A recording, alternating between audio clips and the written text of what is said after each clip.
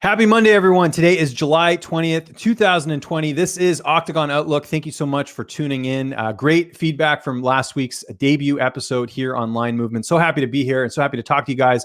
We've got a lot to get into. We had 2 cards last week, and now we got a card this Saturday. We're going to get all into it. And as always, follow me on Twitter and on Instagram at Lynch on Sports. And make sure you check out Line Movement's YouTube channel. We got a bunch of interviews on there. Last week alone, check this out. We got Aljamain Sterling. We got Colby Covington. Just interviewed Alex Volkanovski, the UFC featherweight champion, on Friday. So make sure you guys go check out those interviews as well. Really starting to build up some awesome content for the Line Movement team and really making our stamp in this MMA industry. So really happy to be a part of this awesome team. All right, let's get to it.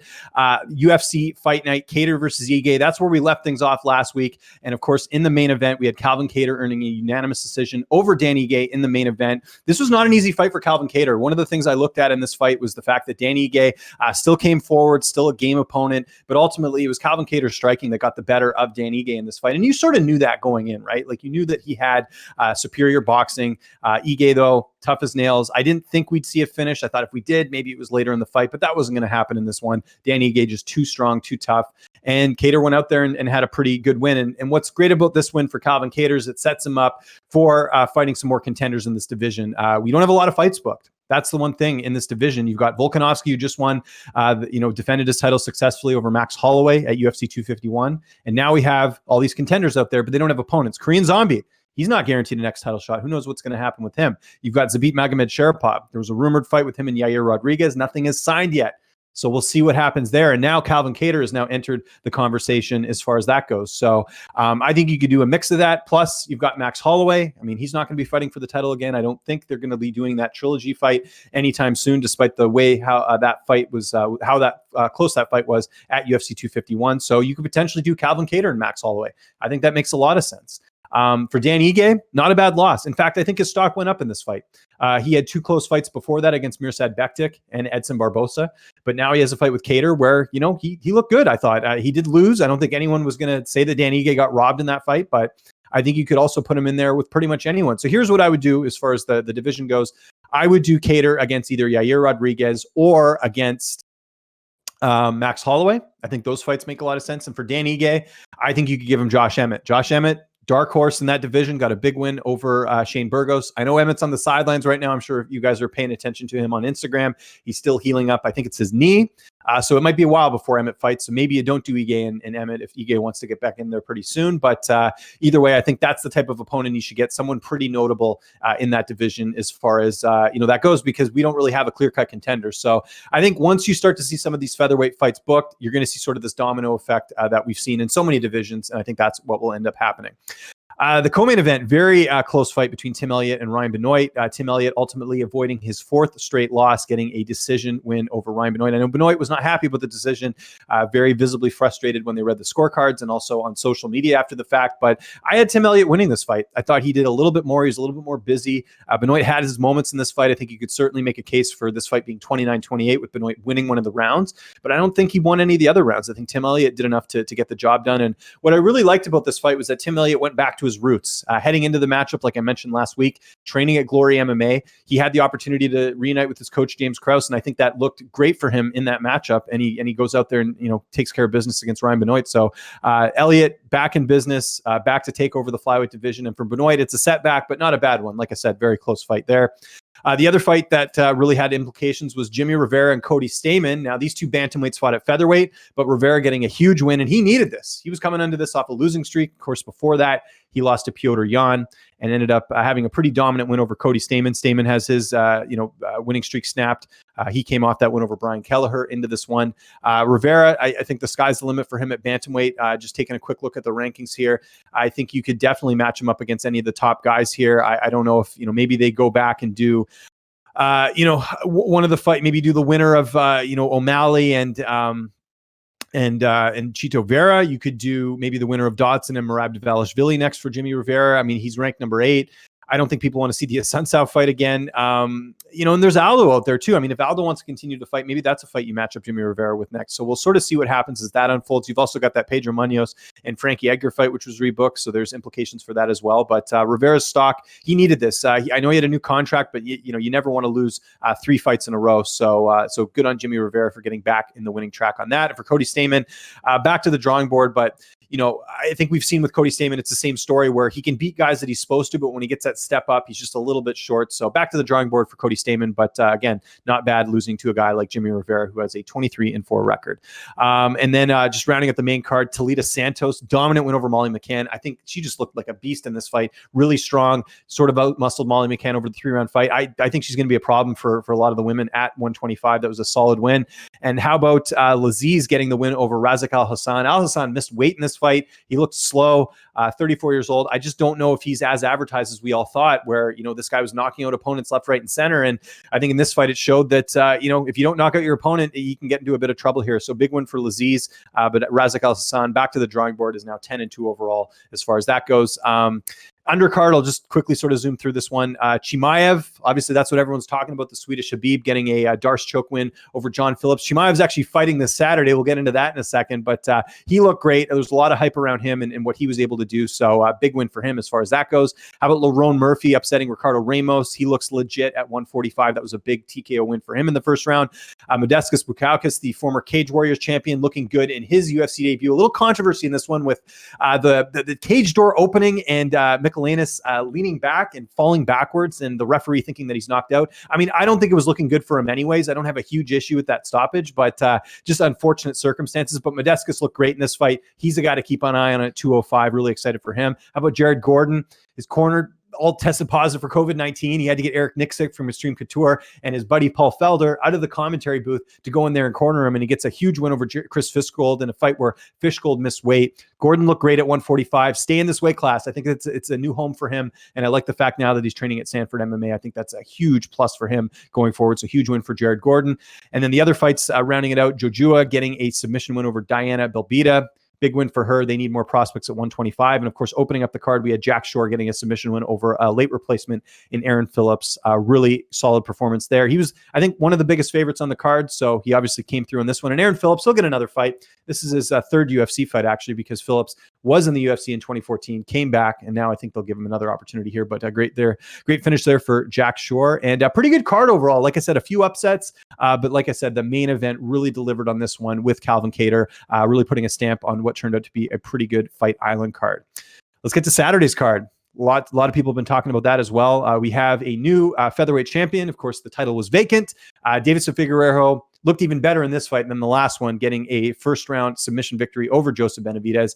This was just, I mean, if you want to look up dominate in the dictionary, this certainly lived up to that. Joe B had no answers for Figueiredo. He got knocked down, I think, 3 times until eventually Figueiredo got him on the ground and submitted him. It's unfortunate. Look, Joseph Benavidez he's like Dan Marino, right? If we're going to use a football analogy here. Dan Marino never won a Super Bowl, highly respected in the industry in football. And Benavidez is the same way. You won't find any fighter saying anything bad about Joseph Benavidez. In fact, when I did my pros picks video for that fight, a lot of people were like, they didn't even want to pick. They just wanted to say, hey, I really want Benavidez to win. Like, you just didn't hear that you don't hear that too often about other fighters. So a lot of people wanted to see Benavidez win, but ultimately Figueiredo, the better fighter. I mean, he looked so good that people were like, we want to see Demetrius Johnson fight this guy now. We want to bring him back from one championship. So huge win for him.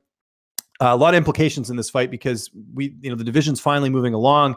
Their first fight ended with Figueiredo winning, but missing weight. He made weight this time, so he is the champion. What do you do next? I don't think you can go wrong with Brandon Moreno. He's ranked, I think, number 2 right now. You've got Alex Perez as well, coming off a nice win in his last fight, a nice stoppage win in his last fight, I should say. So he's in the mix as well.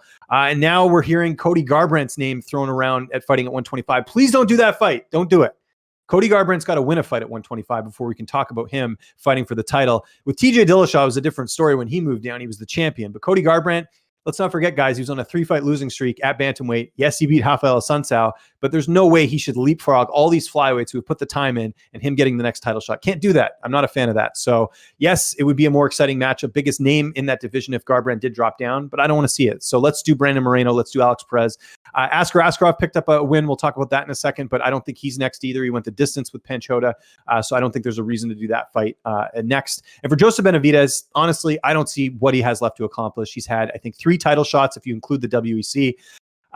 Great career, great wins, but I just don't see him, progressing and getting to a title shot. So, and there aren't even like fun matchups for him to do at flyweight right now. So I just don't see, I think this might be the end of the road for him. If he wanted to retire, I think now's probably a good time just because he's not going to bantamweight. He's too small. And if he stays at flyweight, even if he wins a couple, I think it's going to be a while before he gets another title shot. And he's not young. So I would like to see Benavidez retire, but if he sticks around, then maybe you do, a fight against like Manuel Cape if he wins his next fight, something like that. That's, you're building up the other fighter, so to speak. I think that's what you would have to do with Benavidez going forward.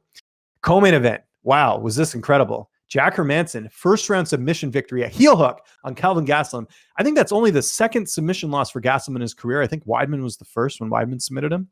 Huge win though. And it's a shame because Gastelum looked in amazing shape. He made weight.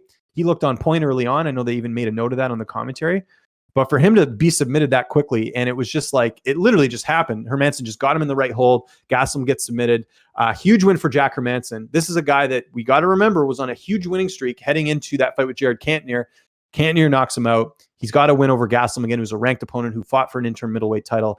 Jack Hermanson's got to be back in the mix now. He talked about how he wanted to fight the winner of Whittaker and Till, and we'll get to that, like I said, later in the show. I think that makes a lot of sense. Jared Cantonier's out there as well. He deserves in my opinion, Cantonier should be ahead of Hermanson because he does have that win over him already. So I think Cantonier should get the winner. Maybe Hermanson gets the loser. Maybe if, Darren Till or Whittaker loses, you do Hermanson against them. But this was a huge win for him. Kelvin Gastelum, this is devastating. 3 losses in a row. I talked about this heading into the fight. He was literally almost knocked out Israel Adesanya last year and almost won the interim middleweight title. And now he's lost to Darren Till and now here to Hermanson. What do you do with him? You got to give him a bounce back fight. He's not going to welterweight. I've heard some people suggest that Kelvin should try his hand going back down to 170 pounds. I don't think he can make the weight. I think he's too big at this point. He's not he's not a tall middleweight, but he's a stocky guy. He's kind of like a Hector Lombard in that sense, where he's sort of built like a fridge. So I don't see him going down to 170 and trying to change his fortune there. I think he stays at 85, but you got to give him easier competition. I mean, to his credit, Gastelum's fighting guys like Darren Till, like Israel Adesanya, Jacare, guys like that. Give him a bit of a layup. I hate to use that word, but that's kind of what I'm looking at here, where he needs a fight that he can win that's a decent name. I've got an opponent in mind, and I think he's ranked a lot lower, but I still think it's a fight that would make a lot of sense. Do him and Brad Tavares. They have the same manager. Double dip a little bit on that fight as far as the management goes, but I think it makes some sense. Tavares is a veteran. They've been matching up Tavares against these up and comers lately, like Israel Adesanya, like Edmund Shabazian. Give him another veteran in Gastelum. See who the better vet is at this point, and if whoever wins that stays in the UFC and the other one, you might look at cutting them, because I don't know how they can continue to keep Gastelum around if he keeps losing like this. And that was, like I said, was a really devastating loss for him. So a lot of implications from that fight. But congrats to Jack Hermanson, who gets a nice submission. The other fight that everyone's been talking about is this Rafael Fiziev fight, getting the win over Mark Diakiese. Just leg kicks for days. I mean, this was amazing. Just absolutely knocking out Diakiese's legs in the fight. And credit to Diakiese, because I think he knew he was down in the scorecards and tried to go for broke in the 3rd round, but it wasn't enough. Fiziev getting a really important win there, and Diakiese now dropping to 14-4 in his career. Fiziev, I don't care who you put him against at lightweight. I think there's a lot of good matchups there. I think someone in the top 15 is probably what's next for him. So whether that is like a Drew Dober or a Gregor Gillespie or someone like that, I think that would be very exciting. And for Diakiese, it's back to the drawing board. Really disappointing, actually, because here was a guy that had a lot of hype coming over when he signed with the UFC years ago. He had that 3-fight losing streak, had 2 wins in a row heading into this fight, but obviously coming up short here on Saturday. So I don't know where he goes from here. Probably just another fun matchup, but I think the days of people thinking that he could be a title challenger are probably over unless he does something drastic in his career. How about Ariane Lipski? Was this not a cool submission? A knee bar. You don't see that too often. Makes short work of Lina Karolina. First finish for Lipski in the UFC, and it's very much needed. I mean, this was a fighter that had a lot of hype coming in from KSW. It was thought to sort of be, the next big thing at flyweight, and ran into 2 really tough opponents in Joanne Calderwood and Molly McCann, and ended up losing 2 straight. But since then, she's won back-to-back fights. This to me was a statement win. Karolina, not a world beater by any means, but to go out there and finish her the way she did in the first round, I think her ground game is something to behold in that flyweight division, and just a big win for her. And she's very marketable, right? I mean, obviously, someone that they can really push in that division. Good personality. Her English is getting way better. I had the opportunity to speak with her before the last fight. I think she's someone to definitely keep an eye on in that division, and just big win for her. And we forget how young she is. Like, people are already writing her off. She's only 26 years old. So lots of upside there for Lipski in the flyweight division. And we'll go through the prelims here real quick. Dolize getting the TKO win over Imagribov. I believe that's how you say it. Quick win. Looked great at 205. Really nailed it there as far as his debut. And he's going to be a problem even though he's got 7 fights. That was a huge win for him there. Grant Dawson looked amazing against Nad Narimani, getting a decision win, but this almost could have been a finish. Narimani taking a lot of damage in this one. Dawson says he wants to fight again soon, but here's the catch. He says he only wants to fight if it's at 150 or 155. This was a catch weight. Dawson's been very vocal about how he has trouble making 145. He needs a full camp to do that. If he wants a quick turnaround, he says it's lightweight or catch weight going forward. Either way, I want to still see this guy fight. I think he's definitely the future of the division, but he's got to get his weight in check. And I do wonder if a permanent move to 55 is in the future, if he really feels like the cut is too much, but huge win from there. How about Joel Alvarez on this card? Biggest underdog on the card. He finishes Joe Duffy in the first round by submission. It's been a while since I've seen a fighter tap that quickly. I think Duffy knew he was in trouble. He's just like, that's it, I'm out. And Alvarez utilizing that height and reach advantage. That was something we talked about last week where, it could be a possibility. So I feel bad for anyone who bet Joseph Duffy. I think he was one of the biggest favorites on the card. If you bet on Alvarez, good on you. I did mention how there was value in this fight, but huge win for Alvarez. And Joe Duffy, maybe surprising to some people, announcing after the fight that he's retired. I get it. I mean, you're not getting any younger, and if you can't beat a Joel Alvarez, you're probably not going to be fighting for a title anytime soon. So I think he made the right call here. Joe Duffy, though, will always be remembered as the guy who gave Conor McGregor one of his first losses. So big win there for Alvarez in the lightweight division. And then rounding up the rest of the card, we had Brett Johns getting a win over Montel Jackson. Big win for Brett. He was an underdog in this fight. For him to go out there and not worry about the height and reach advantage of Montel Jackson, I think his experience really showed in that fight. The 2 losses to Munoz and Sterling, he's really made adjustments since then. Big win over Jackson. And for Jackson, just a lack of experience. He's only got 11 fights now. He'll learn from this and get better. Still a young guy, but still very dangerous with the build he has in that division, just being such a big guy.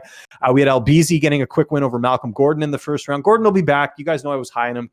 Lone Canadian on the card. I thought, I think give him a full camp and see what he's made of at flyweight. I think Gordon's still got a bright future, and Albizi obviously looking great in his debut, getting the quick submission. But the guy they were really talking about in the prelims is Saryukin kid. We saw him, in that fight against Islam Makhachev, but this was an even more impressive win, in my opinion, than some of his other fights, getting the win over Davey Ramos. I know Ramos is 33, but to go out there and dominate him the way he did, this kid's special, still very young. How old is he? 23? Let me go look up here. So know what I'm talking about. 23 years old. So huge win for him there. Keep giving him top 15 guys, and let's see where he goes from here. But I'm really excited for this kid at 155. And of course, opening up the card, we had Sergey Spivak getting a win over Carlos Felipe. Nothing too notable about this fight. A pair of heavyweights looking to move up in the ranks, but Spivak sticks around in the UFC by getting a win in that heavyweight fight.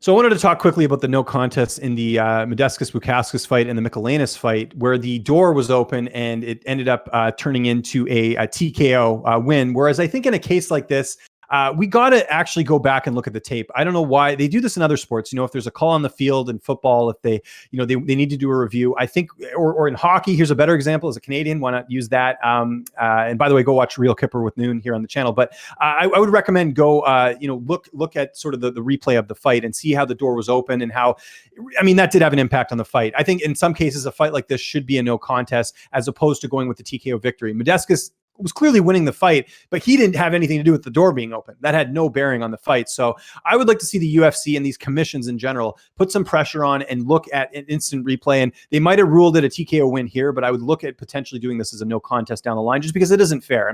If that had happened to Medeskis, let's say he was sitting on a stool and maybe he fell backwards or something to that degree, we'd be calling it, for it being a no contest. But in this case, the guy who was clearly losing, nobody really cares. I feel like it kind of is getting swept under the rug. So I would like to see some instant replay after a fight and see if they could go back and change a result in a fight to this. And this isn't taking anything away from Bukauskas' win, but I just would look at situations like that are just bizarre, that are totally out of left field, as opposed to it being a win. Look at that being a no contest.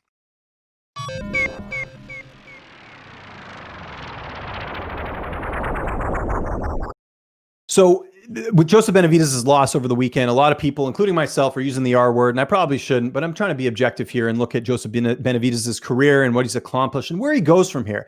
And I'll be honest, as a media member, I probably should not be telling a fighter how to retire or that he should retire in the cage. I would look at your teammates. This is what it comes down to, your support system. Now, Benavidez isn't in that category of where you're hearing his speech slurred. You see him visibly looking worse when it comes to his everyday life. He's not at that point yet, but he is losing brutally. And he's had 2 brutal losses to Deiveson and Figueiredo. So if I'm around Joseph Benavidez, if I'm your closest people, if I'm his wife, if I'm his coach, if I'm his close teammates, I would look at having that conversation with him just out of responsibility, because whether Benavidez feels like he's got a lot left in his career or not, you got to look at the optics of things and him probably not getting a title shot again anytime soon.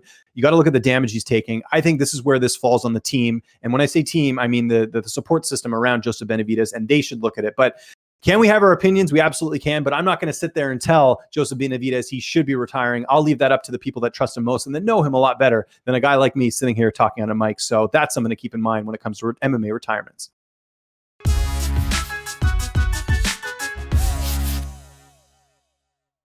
All right, we got an awesome card coming up here Saturday. UFC Fight Island 3, UFC Fight Night, Whittaker versus Till. Really excited for this one going down on Yas Island this Saturday, like I mentioned. We're going to go through the entire card. Some of these breakdowns will be a little bit shorter than others, but I wanted to touch on everything on this card because there's a lot of really important fights. I will start first in the bantamweight division, where we've got Nathaniel Wood as a favorite over a newcomer in John Castaneda. Understandable. Wood has looked really good in the octagon, coming off a loss to John Dodson in his last fight, but you got to look at sort of the optics of that, where he's fighting a former title challenger in Dodson in just his 3rd fight with the UFC. I think it was one of those cases where I think if they rematched, I think Wood might have a better outcome as far as losing that last fight, but he's still a very game opponent. But with John Castaneda, he's fighting an opponent who actually has more fights than him, and a guy who's been battle tested on the regional scene. He's fought in Combate.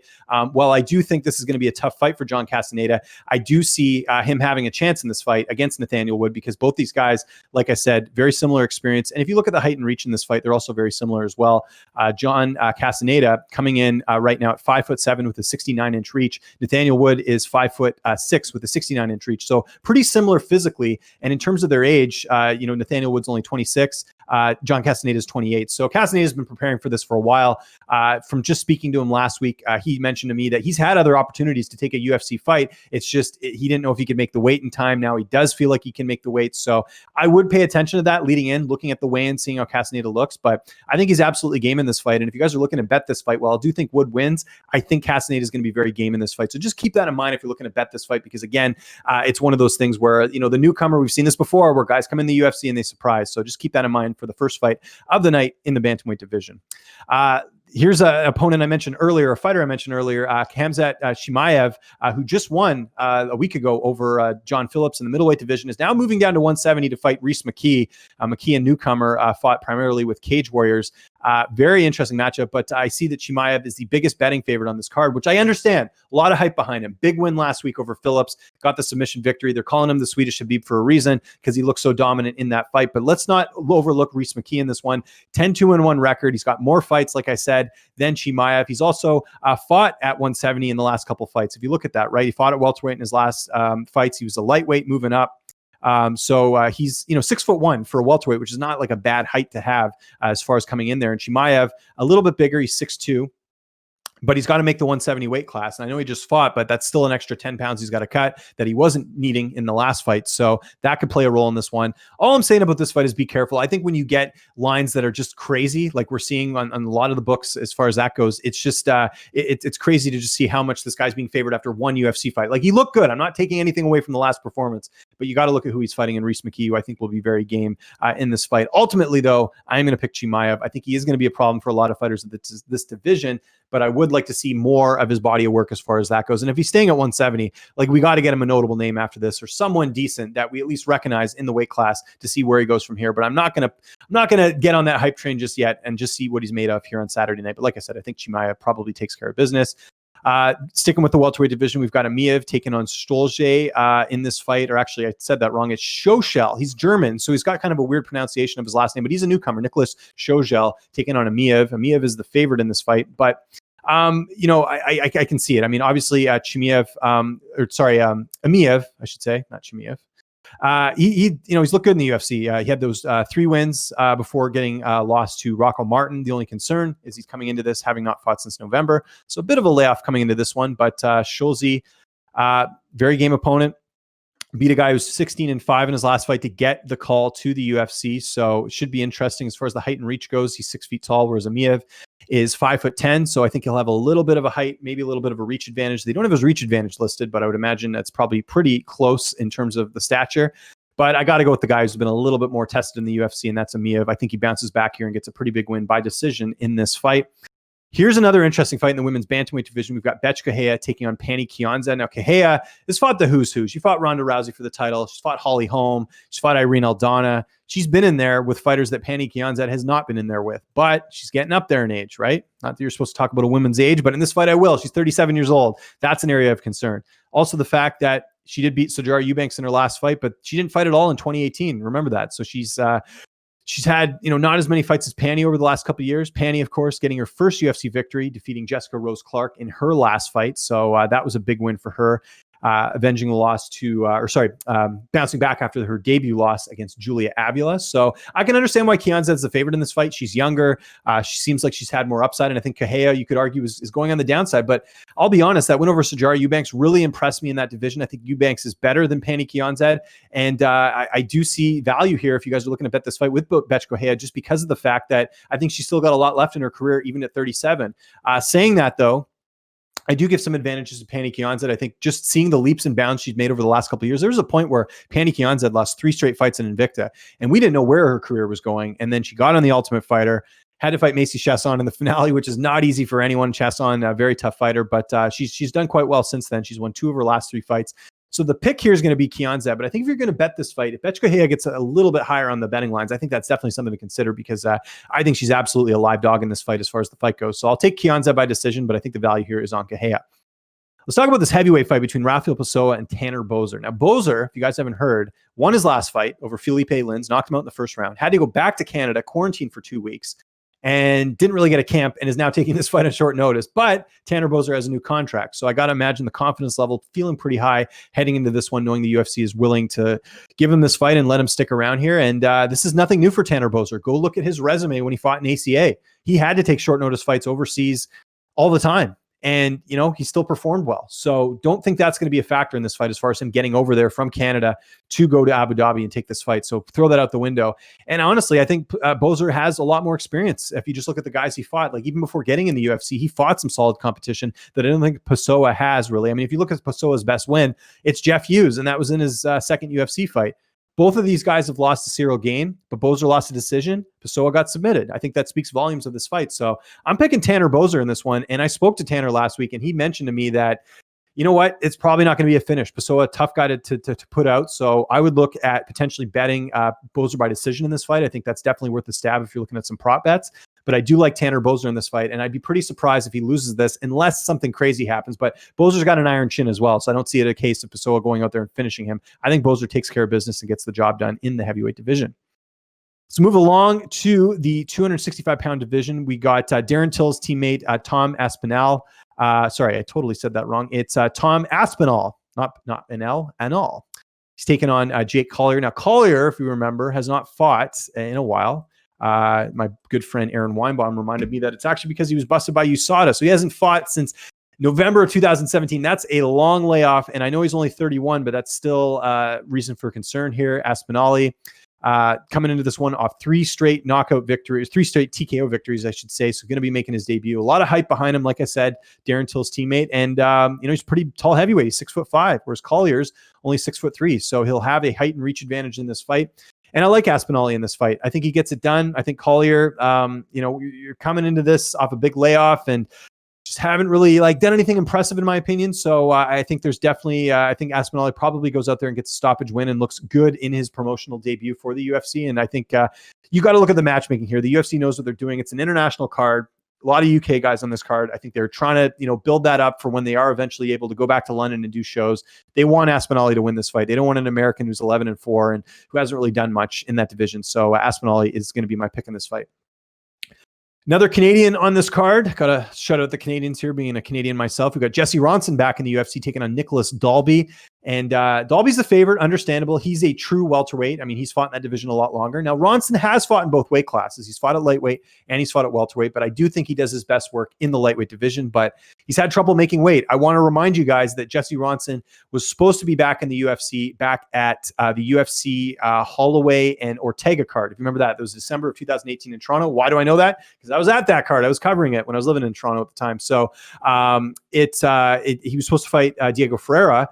But if you guys remember, he was cutting too much weight. The UFC's like, nope, you're not taking this fight. You have to cut way too much weight.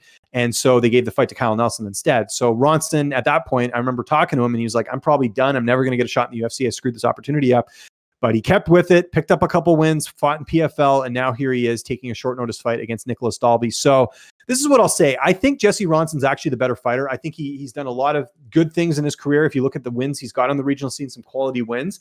And if you look at his first UFC run, I mean, it doesn't get any tougher than, Michel Pereira, than Francisco Trinaldo and Kevin Lee. I mean, those were all split decision losses and fights that he was totally in as far as that goes. So, can't really look too much on that first UFC run. I think he was kind of given a raw deal, losing all those by split. I mean, how many guys lose 3 fights in the UFC all by split decision and, aren't at least in those fights? So that's something to keep in mind as far as this fight goes. But I do think Dalby, with him being at 170, gives him a lot of advantages here. He's not that much bigger than Ronson, but I just think Ronson's better at 155. So the pick is going to be Nicholas Dalby by decision. Ronson, very tough to finish. I know he lost 2 fights ago by stoppage in PFL, but I just think that was a fight where he got caught. He wasn't expecting it. Dalby's not a guy to really go out there and get like a first round finish. So if anything, I would look at Dalby by decision if you're looking at a prop in this fight. But I do think Jesse Ronson's going to make this tough.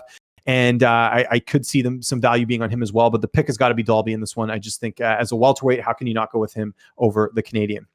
I mentioned Francisco Trinaldo a second ago. He's going to be fighting a newcomer in Jai Herbert. Herbert making his debut, coming up to us from, I believe it's Bama. Let me check that out. Cage Warriors, actually, where he was the lightweight champion in that one. So this is a case of, I think Trinaldo is the better overall fighter if you look at what he's done, but he's 41 years old, not 44, 41 years old. That's old. I mean, look, I'm in my mid 30s, but I'm not fighting for a living. This guy is. So, you got to look at a certain point where this guy's got to slow down. He's coming into this off 2 straight wins over Bobby Green and John McDessie, but I just don't think those guys have any of the upside that Herbert does. And I'm a firm believer in Herbert. And even though Trinaldo's the favorite, I'm going with the underdog in this fight. I think the younger guy is going to come in here and look really good. I talked to you about the matchmaking here. You're seeing a lot of veterans taking on, newcomer, young UK fighters. And I think that's what we're seeing here as well. I think Herbert's going to go out there, look a lot better in this one and really, just be a lot more active, a lot faster. And I see him pulling out either a stoppage or a decision win in this one. But I'd like Jai Herbert here as the underdog. Give me him at plus money. Let's move along to the main card now. A pretty exciting fight here in the welterweight division. We've got Alex Oliveira taking on Petr Sabata, and right now Oliveira is the favorite. It's understandable with Oliveira fighting a lot better competition in Sabata. You guys remember the last time he fought? It's been a while. March of 2018 was the last time he fought, and he got a TKO loss to Leon Edwards. Now, no shame in losing to Leon Edwards. Leon Edwards is absolutely an amazing opponent, one of the top welterweights in the game right now, but you got to keep that in mind as far as heading into this fight with him having such a long layoff.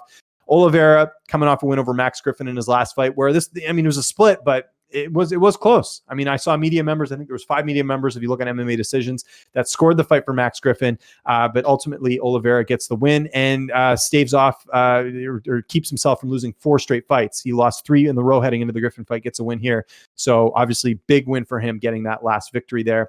Sabata will be looking for his first win since May of 2017. So it's been a while. Sabata's 33 years old with a 6 feet tall with a 75-inch reach. Oliveira is 5'11" with a 76.5-inch reach. So Sabata has the height advantage. Oliveira has the reach advantage. I'm going Oliveira in this fight. More active. I think he's a guy that makes all of his fights very competitive and usually ends up edging out a decision here. I do think he's got more left in the tank as far as Sabata goes. Unless Sabata's really improved over the last couple of years, I don't really know why we would think that he would go out there and pull this one off, in my opinion. So be a little careful about this one because, again, it could be a case of a fighter looking way better in their return or the case of the layoff really impacting him. But I got to go with Oliveira just because of activity. He's going to take my pick by decision. Let's move along to the light heavyweight division. We've got Paul Craig taking on Ante Gulov. Paul Craig's the favorite. I think this is going to come down to the ground game in this one, where I think Craig will have the better ground game and will be able to either go out there and submit Ante Gulov in this fight, or at the very least, be a lot more active and pull off a decision in this one. But I really like Paul Craig. I'm going to keep this one short and sweet. I just like Paul Craig a lot. He either gets knocked out or he wins by submission. I think he probably wins by submission in this fight. And I would be looking for the submission prop in this one just because of the fact that Antigulov also has a ground game. But I think Craig's ground game's a little bit better. Thinks he takes care of business. Let's look at the height and reach real quick as I move on. Paul Craig right now is 6'3" with a 78-inch reach, or 76. Let me just check that here. 76, sorry. Damn topology in their small font. And Antigulov 5'11" with a 70.55-inch reach. So I think he's going to have some difficulty with that height and reach in the fight, and even more reason to pick Paul Craig in this one. Now, here's an interesting matchup in the women's strawweight division. We've got Carla Esparza taking on Marina Rodriguez. Rodriguez, undefeated, 12-2-0 record. Esparza 16-6, the former strawweight champion. Esparza right now is the underdog, and it's understandable in the sense that Rodriguez has looked awesome in her last couple fights. She's coming off a draw over Cynthia Calvillo in her last fight, but still, Calvillo, very talented, very good opponent. But the fight I look at is the fight she had before that against Tecia Torres, where Torres, very good grappler, very good wrestler. Rodriguez didn't have a problem with that. She was able to go out there and take care of business. While I do think Esparza is a better wrestler than Tecia Torres, that's pretty much all she's been. She's just been a striker wrestler with more reliance on the wrestling. I don't see it being a factor here against Marina Rodriguez. I think Rodriguez is the real deal here. How old is she? 33 years old, 5'6" with a 65-inch reach, whereas Esparza is only 5'1" with a 63-inch reach. So you're fighting an opponent that's got a height and reach advantage that's been on more of a roll, in my opinion, in terms of some of those wins. I'm going to go Marina Rodriguez in this fight. I think this is the fight that halts Carla Esparza's winning streak. And I just think outside of her wrestling, she doesn't really have much of a threat against Marina Rodriguez. So I'm going to take the Brazilian in this fight. What a weird fight this is, I should say. In the heavyweight division, we've got Fabricio Verdum taking on Alexander Gustafsson. Gustafsson, a sizable favorite in this one, and with good reason. Verdum looked terrible in his last fight. There's no way to sugarcoat it. That fight against Alexei Oleinik was a complete beatdown. Oleinik was way faster than him. He was outstriking Verdum. That's an area you thought that Verdum would have an advantage. It didn't matter. Oleinik looked amazing in that outing, and not taking anything away from his performance, but I think that Verdum just looked like a shell of his former self. And of course, he had a layoff coming into that last fight. He missed all of 2019 because of some USADA issues. I think his best days are behind him at 42 years old. He's fighting a guy in Gustafsson who, while, semi-retired last year, still, was fighting good competition and looking decent. I mean, he fought Anthony Smith in a fight that he was winning, ended up getting submitted in that one. That was his last fight. He lost to John Jones, but I mean, it's John Jones we're talking about. And he also has a TKO win over Glover Teixeira, which now looks really great with what Teixeira has been able to do since then, getting that win over Anthony Smith. And he has a win over Jan Blachowicz as well. So Gustafsson, I think, way more upside in this fight. I think him at heavyweight won't be an issue here. He's 6'5" with a 79-inch reach, whereas Verdum is 6'4" with a 77-inch reach. So Gustafsson's going to have a height and reach advantage in this fight. How can you not like him in this fight? I wouldn't bet him straight because some of these lines I'm seeing him as high as like a 3-1 favorite. I think that's a little crazy. I would look more at the Gustafsson either inside the distance prop or potentially him by decision because Oleinik wasn't able to finish him. So maybe you look at that as another option there. But unless Verdum was just playing possum his last fight and looked terrible, I think Gustafsson probably edges this one out. And I feel pretty confident he's going to get the job done in this one. But 3-1, I wouldn't bet that straight up. That's a little too much for my liking. Now, this is a fight that would have been so awesome, like maybe 5-10 years ago, but here we are. Mauricio Shogun Rua, Antonio Rogerio Nogueira, Little Nog. Rua is the favorite. Shogun is the favorite heading into this fight, and with good reason, coming off that draw against Paul Craig in his last fight. Paul Craig's a good fighter, and going to draw with him, I don't think is looks bad by any means in this one. Had the knockout win over Tyson Pedro before that, and lost to Anthony Smith before that. So no big deal because Smith ended up fighting for the title. Not a huge deal there, but Shogun Rua, 38 years old. He's 6'1" with a 76-inch reach. Nogueira is 44. He is 6'2" with a 75-inch reach. So Shogun's got a height disadvantage, but a reach advantage in this one. And Nogueira, obviously way older there at 44. This is a case of who has more left in the gas tank, so to speak, when it comes to their respective careers. And I think that's Shogun here.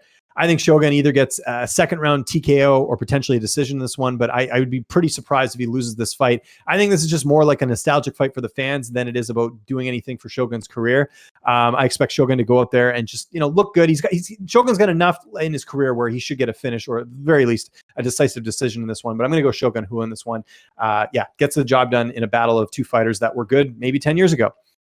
Let's get to the main event. This is such an interesting fight to me. We've got Robert Whittaker taking on Darren Till. And on most books, you'll see it's fairly even. I'm seeing some odds pretty even across the board. I'm seeing some where Whittaker's the favorite, but I'd imagine Whittaker would be the favorite just with the body of work he's done being the former middleweight champion here.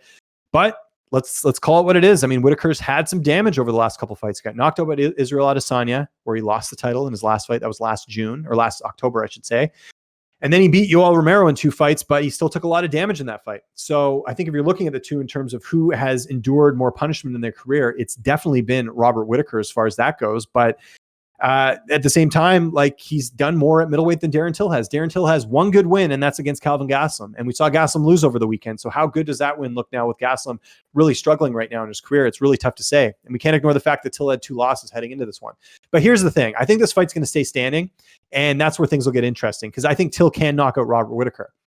Saying that, though, Whittaker, I imagine he's not going to be, reckless. He's going to keep the striking very tight, and he's going to try and go out there and do what he does best. If Whittaker was smart, though, I would try and neutralize Till's stand-up and maybe try and use your wrestling a little bit and just see what you're made of type thing, because Till has a glaring weakness with his wrestling. We saw that against Tyron Woodley. Now, Whittaker is nowhere close to the rest of the Woodley is, but I do wonder if that's a game plan to consider for Robert Whittaker, because why play to Till's strengths, even though that's one of your strengths? I think trying to figure out who the better striker is might be a dangerous scenario here if Whittaker, could potentially get knocked out here. So it's really going to come down to, can Till get the knockout? Because I don't think he'll win otherwise. And I think it is possible, but just with the body of work and just with the fact that, he just lost Israel Adesanya, it's not like he lost to some random middleweight. I think Whittaker will probably take this one. And I think it'll be a close fight. I think it could be a fight where a lot of people are, going to be like, man, Till definitely deserved to get the nod in that one, where it's a, kind of a back and forth fight. But we've seen that in his fights with Yoel Romero. Like, you can't ignore that. Like, those wins are huge.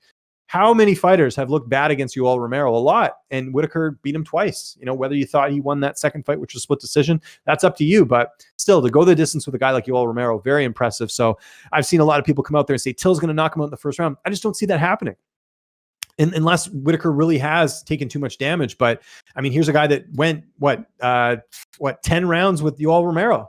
And Romero's got some of the best knockout power in that division. So I don't think it's a case of where Whittaker's going to get knocked out in the first round. I think they strike, but I see ultimately Whittaker getting his hand raised in this one. So the pick is Whittaker, but could there be some value until? Yeah, maybe throw a flyer on him by knockout, use that prop, see how that goes. But this is a big fight for the division. The winner of this, I mean, if Till wins, I think they're going to leapfrog him over everyone and get him to fight Israel Adesanya. If Whittaker wins, I think then they get him to fight Jared Cantnier, because Cantnier has the win over Jack Hermanson, and then Hermanson maybe fights Till or something. They figure something out. But huge fight for the middleweight division, and I can't wait. This is going to be an awesome matchup taking place, like I said, Saturday on Yas Island. Before we wrap things up here, I wanted to get to a couple things in the news. We sort of talked a bit about, title shots and things like that with Deiveson Figueiredo, but I wanted to talk about the bantamweight title, because I'm seeing some weird stuff on Twitter and some weird stuff on social media about, what's happening next, and with Dana White's comments about what's going to be next for Petr Yan, the new bantamweight champion. There's some chatter now about Marlon Moraes getting that shot, and I don't like it. I don't like it at all. Aljamain Sterling fought a really dangerous guy in Corey Sandhagen. He did pretty much everything he needed to do in that fight and getting a first round submission. It couldn't have gone any better for Aljo, handing Sandhagen his first stoppage loss. He should get the next shot. I know Moraes had the fight against Yan, and that was supposed to be a pivotal fight to fight the winner of then Cejudo and Aldo, but that didn't happen. Stuff changed. Moraes got COVID-19, so he's recovering, but I don't think that's a reason to give him the shot. Like, I know he beat Aldo on the scorecards, even though Dana White felt that Aldo won the fight, but that doesn't matter. Like, he just fought for the title last year. Why are we rushing him to get another title shot here in a fight where he got finished against Henry Cejudo? It wasn't a close decision. It was a fight where he was finished. Now, you got the naysayers out there. The Marlon Moraes fans are going to say, well, Marlon Moraes knocked out Aljamain Sterling years ago. He did, but Aljo's he hasn't lost since then. And he's been on a nice winning streak, and he's beat some solid quality opposition, and not just beat them decisively, like Pedro Munoz, like Cody Stamann. I mean, those were big wins for Aljo. So I think they should give the title shot to Aljo next. I think Marlon Moraes can wait and fight the winner of that as far as that goes. And I also don't like this talk of Cody Garbrandt potentially fighting Deiveson Figueiredo. Like, are you kidding me? There's no reason why Cody should be able to go down and get that title shot when he doesn't have a single win in the weight class. I already talked about that earlier, but just want to reinforce that again, that they got to give the contenders their due in that division, in the flyweight division, and get them the next title shot. And same thing with bantamweight. Like, Moraes, obviously great body of work in the UFC, but he just fought for the title last year. I know it's a fresh matchup, but let's get him to fight the winner of Aljo and Petr Yan instead, and not do this politicking, because I don't like it. I mean, Sterling's done more than enough. Dana White should have gone on the mic this week and said, Aljo, you're next. You did a great performance. Like, White should be encouraging this. Like, Aljo got a finish. It's not like he won a decision and we're debating whether the merits of the type of win he got. He got a decisive win. Give him the title shot next. That's all I got to say on that. And yeah, that is today's show, everyone. Thanks so much for watching. Really appreciate it. We're going to be back here Monday, same time, 12 p.m. Eastern time. That's sort of what we're working on as far as a regular time slot for this. And the hope is we're going to be going live eventually. We're still figuring that out.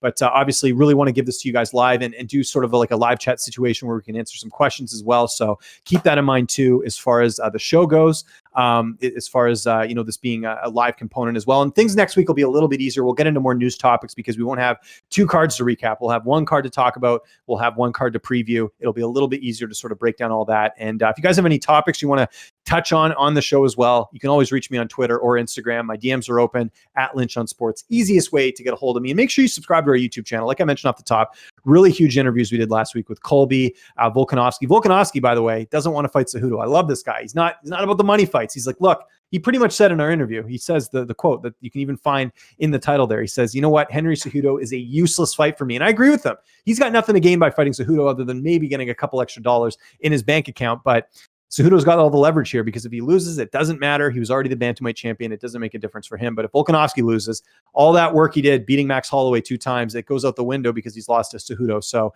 really good stuff from Volkanovski. Check that out on our channel. We're going to continue to get you guys big interviews. I just booked another big one for this week. So be sure to tune into that and make sure you subscribe. Tell your friends. All my big interviews are going to be going on this channel. So if you guys are looking for those, subscribe to Line Movement here on YouTube.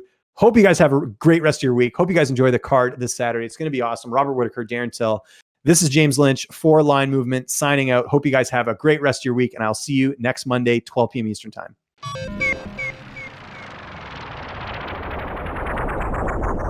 Hey guys, if you like this content, be sure to check out the rest of the content we got here on this channel by subscribing and checking out the videos on the channel. We're always going to be producing original content. You guys got to tune into that. Thanks so much for watching.